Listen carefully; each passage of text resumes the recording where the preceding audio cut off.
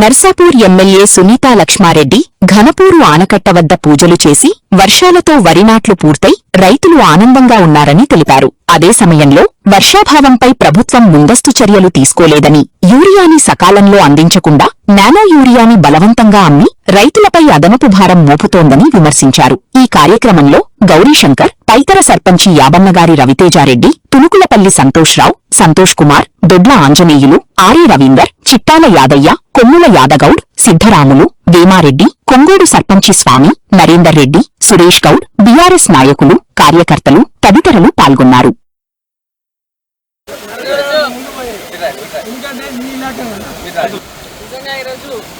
చాలా సంతోషంగా ఉంది. ఎందుకంటే వర్షాలు పడవు, మరి ఎల్లీలోకి సంబంధించినటువంటి కరువు వస్తూ ఉంది అనుకున్నటువంటి తరుణంలో మరి రైతులందరూ కూడా మరి వానదేవుడి పైన నమ్మకంతో ఆశతో దాదాపు 60 నుంచి 70% వరి నాటేసుకున్న తర్వాత మరి ప్రకృతి కరుణించి ఈరోజు వానదేవుడు కరుణించి పుష్కలంగా నీళ్లు వర్షం రావడం వల్ల ఈరోజు జనం దానగట్ట పొందుతోంది.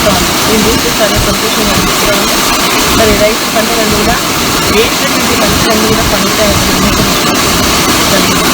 మరి నేను ఆ వానదేవుని మరి వనదుర్గా ప్రాజెక్టు ఉంది కాబట్టి వనదుర్గా మాటను కూడా నేను ప్రార్థిస్తూ ఉన్నా.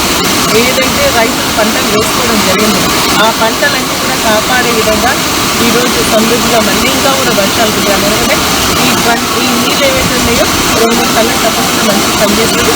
ఇంకా లాస్ట్లో కొంత అవసరం కూడా చెప్పడం విధంగా వర్షాలు రైతుల పంటలను కూడా కాపాడాలని, రైతుల ఆర్థిక పరిస్థితి సాధించేందుగా అమ్మ ఆశీర్వదించాలని జై తెలంగాణ.